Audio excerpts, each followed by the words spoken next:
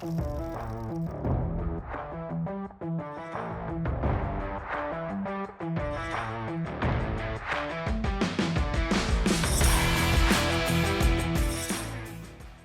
wasting your money on marketing. Now, hear me out on this. We've talked about the flow. That's the marketing you're doing to get people to come into your business, call you, check you out on the website. We talked about conversion in the last episode, talking about once they come into your store, once they call you, once you get a hold of them, maybe it's through you calling, then how do you convert them to becoming a customer? And what I mean by don't waste your money on marketing is this. If you're doing all of that, but you don't have the pieces for retention in place, I believe that you're throwing a lot of money down the drain. You have to get people to come into your store. You have to get people to pick up the phone and call you when they need your service or they need your product. I see so many companies, and you see this all the time, where they spend so much trying to get new customers, but then they do not have the retention piece in place. How do I retain the customers I already have? You're going to find that in anything you study when it comes to marketing, the cheapest person that you can continue to sell to is the person who's already your customer. And so that's why we're going to spend time today learning how we can best serve an existing customer. I want you to think about this for a moment. How many people have you seen that are going by the wayside now who did not take care of their current customer, but they were chasing new customers all the time? Think about that for a moment. What are some examples you have? Put them in the comments below. Here's a couple I'll tell you about. It's cable TV. You had people constantly trying to get new customers, and if you were an existing customer, a new customer would get a better deal than you for signing on for 6 months or for a year. And look at cell phones and phones were notorious for this. If you were to sign up for a new contract, you would get this deal, but if you were an existing customer, you were paying a higher price or maybe even a higher price for your phone. And this does not create value for the customer. This is where someone's in that constant game of trying to bring in new customers. I want to challenge you today. If you haven't done this already, think of a number, whether that's 60%, whether that's 80%. We personally, at Robbins Resource, we shoot for an 80% retention of our customers is what we're looking for each and every year. And today we're going to learn how we do that. Whether you're a home service business, maybe you're in plumbing, maybe you're in heating and cooling, roofing, whatever the business you might be in, wholesale, retail, maybe you're in the care business where you have a chiropractic clinic, or you are a hair salon, or you are a tanning salon, or maybe a combination of both of those. There's every business out there needs to stop and think about retention. And you need to think about what retention is and what retention is not. Retention is not just the idea of a repeat customer, someone that's buying from you because maybe you're the only person in town, if you live in a small town, or maybe you're the only person they know about. It's not just about those repeat orders. Retention is about how do we build value with existing customers? How do we continually up the game? It's not about offering discounts to an existing customer. It's not about offering, you have all these different VIP and different things that people put out there when they're thinking about how do I keep this customer coming back for the repeat. And that's not what we're talking about today when we talk about retention. We're talking about having processes in place, and we're talking about having an SOP, a standard operating procedure in place about how we're going to continue to add value. I want to give you an example of this that I think is a really good example. We already mentioned about cable TV and some of the problems that are happening out there. You think about how you used to go and rent a movie from the movie store, from Blockbuster, places that no longer exist. And you think about companies like Netflix, you think about Disney Plus, and they're companies that are not looking at how do we discount our product. How do we get people to sign longer contracts and get them trapped? What they're looking for right now, and other companies are losing this because they were trying to trap customers, and that is they're looking at how to increase their value. You have them going after live sports. You have them creating their own content that they're offering for free in many cases. And then when they're not able to do that, they'll throw commercials in, but give you a way out of those commercials. But they're wanting to increase the value. So if you're paying $19 a month or $29 a month or $100 a month, it doesn't matter about the dollar amount. It matters about the perceived value of that. Are you getting what you're paying for? And so that's what we want to encourage you to do, is to look at your business and not just about getting them back in the door for another haircut or another tanning session, or you put a roof on their house and now you're looking at maybe adding windows to their house, but you're going to be looking at how can you provide value. We're going to have a gut check now. So this is one of those moments, and we all have to do this. And whether you're doing it once a week, once a month, maybe you're only doing it once a year, maybe you have never done this. You need to stop and really ask yourself, why do customers leave? Why do they not come back? What's stopping them from doing that? And there's lots of examples out there of things that people are doing to increase the retention. And part of that is how can you reduce the friction with your customers? How can you make it as frictionless, and this is one of the terms that Amazon uses, as frictionless as possible to continue doing business. Maybe it's by having a credit card on file. It's not something where they have to call in a credit card. It's not something where they have to make sure they bring their credit card. If you're a gym, you have them set up on ACH, you have them set up on reoccurring. Their supplements are being delivered to their house. They don't have to pick them up at the gym. There's just all kinds of ways for you to be able to look at how can we make it as frictionless as possible for the customer. Here's the biggest one. This is the one that I see violated more often than not, and that's the lack of communication. Once we start the process with somebody, whether it's home services, whether it's in the retail world, whether it's in the wholesale world, we can never, in my opinion, we can never over communicate. Very few people are complaining because they're being over communicated with who they're doing business with. What you'll find is people stop doing business with us a lot of times because they feel forgotten. They feel overlooked. They feel like they're being taken for granted. Like if they take their business somewhere else, you probably won't even notice for 6 months or a year until you run into them somewhere. We want to make sure that every one of our customers understands the value that we bring to the relationship. And they see that it's not just a one-way street. It's a two-way street that we want to have with our customers. So today, take some time. If you're not able to do it today, this week, set aside an hour just to write out, why would a customer leave us? And better yet, ask past customers. Find out, why did they stop doing business? The same way companies have exit interviews for employees when they leave to get a better understanding of why they're leaving, I would challenge you to do the same thing.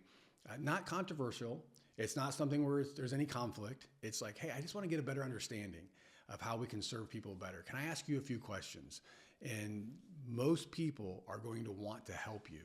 And so take some time today, this week, to find out why is it people leave your company. When we talk about retention and how important it is, this is where processes rule. It's where you have to have them. In the flow, when you're trying to get people to come into the business, a lot of times you can get away without having processes. I know in talking to a lot of companies about advertising, you'll start asking questions about, what's their branding, what do they want to tackle, what do they want to say? And a lot of times you'll get a lot of blank stares or people saying, we're really not sure. What do you think I should say? What do you think I should do? How do you think I should advertise or market that?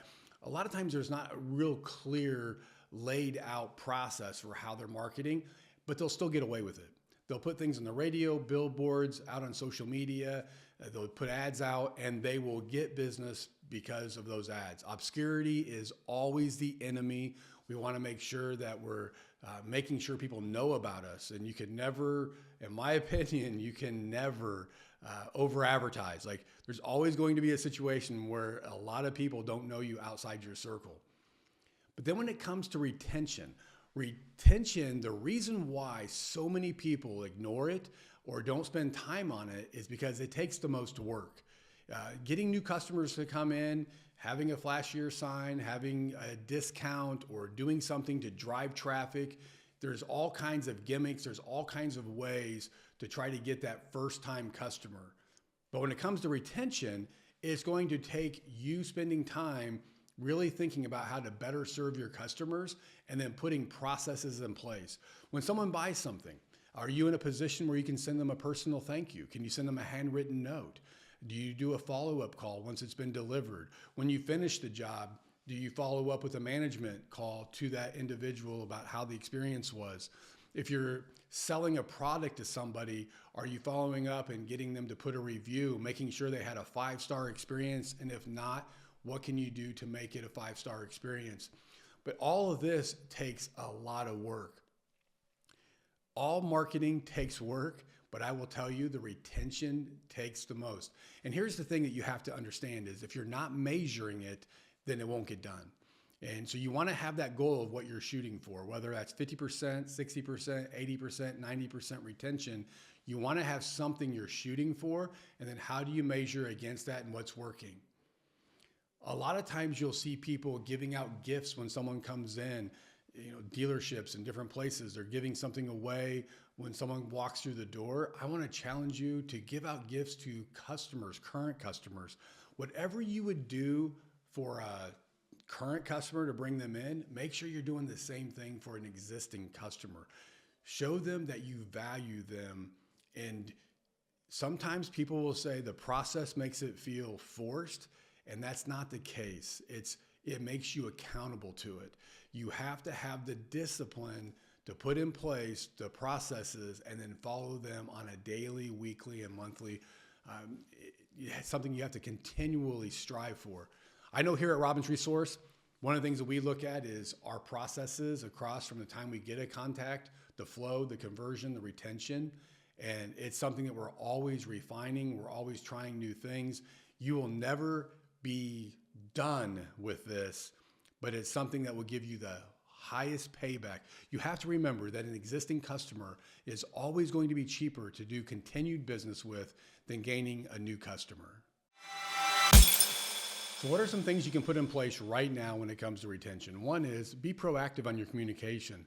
Give people timelines. If you're in the service business, if something's on back order, make sure you're making follow-up calls on that, when it's going to be here, when they can pick it up, when it's going to be delivered, when you're going to send it out. Again, I would always want to err on the side of over-communicating. One of the things that we talk about here is you never call somebody and not leave a message. Emails don't count. Make sure you understand that if you send an email to somebody, it needs to be followed up with a phone call, whether you get the person or you leave a message. And then I would even challenge you to go one step further. And if you have their cell phone number, make sure you're sending out a text message on top of that. That's one of the fastest and easiest ways to get through to people. So you want to make sure first that you are just communicating with them. The second thing is any kind of problem that comes up, take care of it fast. If we're talking about retention, it's not about just making the sale. It's not about just getting the appointment made. It's not about just getting that down payment or whatever it might be. It's about anything that comes up, no matter how minor it is, we want to tackle it and tackle it quick. There has to be a sense of urgency here with any minor problem. This is why the big guys, when you talk about Amazon, there's a lot we can learn from these companies. A lot of people talk negative about these companies, but there's a lot we can learn from them, even as small businesses, and that is money back guarantee. If you get something and it's not the right thing, you can ship it back. They'll send you a shipping label. Like, they make it so easy for a mistake to be fixed. Why? Because that is a huge frustration, and people will quit using someone's services as soon as they feel like they're not valued. And so take care of small problems quickly. Some very practical things that you can put in place for the post-sale. Once the sale has happened, what are some of the touch points that you're going to have? Have them written out where you're going to be sending a handwritten card. You're going to be following up with a phone call. Have that process there, something you do every single time. Consistency matters. You want the customer to have the same experience every time they walk through your doors, every time they use your services, or every time they tell somebody else about using your services. You want it to be the same experience. Roofing company, for example, If you go and put a roof on someone's house, you can say, well, that's a one-time deal. They put a roof on, it's not going to be again for 20 to 30 years. Well, there could be a storm, and so there might be another opportunity to put another roof on that house. But here's the thing, you go in and you have processes in place of the cleanup, everything you're doing fast, doing what you say you're going to do and when you say you're going to do it, and then the follow-up. Now, if that person tells somebody else and gives you a referral, you want to make sure there's a consistency to that. That is where the retention is going to come in, and that people know that they can count on you. They know they can recommend you. And so you really want to shoot for every single time to be the exact same as before. This is what all your franchises do. If you walk into a McDonald's or a Taco Bell or a Pizza Hut, or you go to a Texas Roadhouse, or you go to Bubblegum Shrimp House, or whatever these places you go to, you're expecting it to taste the same, look the same. You're expecting the servers to serve you the same. You're expecting management to be, you're expecting the whole experience to be consistent with how they do business. And that's why you become a lifelong customer of whatever brand it is or whatever you're using. And so you want to practice those same things within your business. So spend some time thinking about how you can put those things into practice starting today. We've mentioned a number of times here talking about looking at some of the other businesses to get ideas. One of the things I've learned a long time ago is success leaves clues. And so we can study other people's success to find out how they can predict it, how they know it's going to take place, and retention is one of those ways.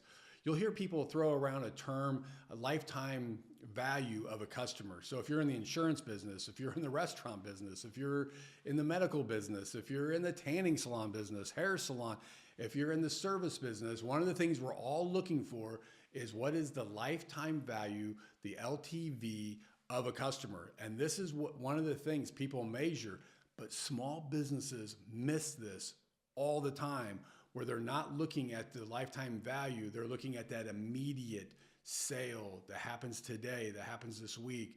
This is the numbers I have to hit this month. And they're not looking at, if we can compound this, what's going to take place.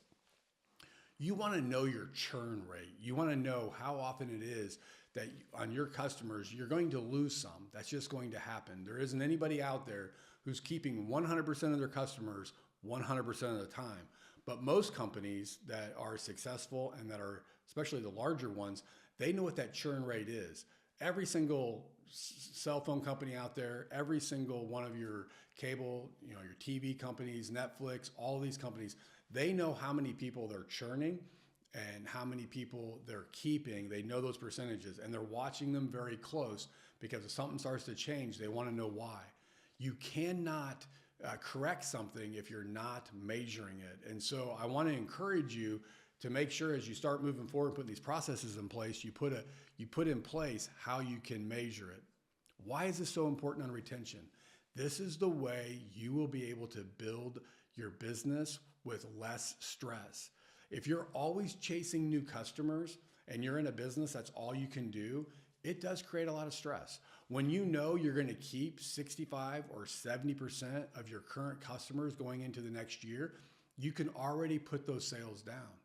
If you can keep the same rate of new sales and you know you can pick up this many more new customers, now you're in a position where you can start to look out 1 year, 3 years, 5 years, and you can start planning for what size building you're going to need, how many employees you're going to need.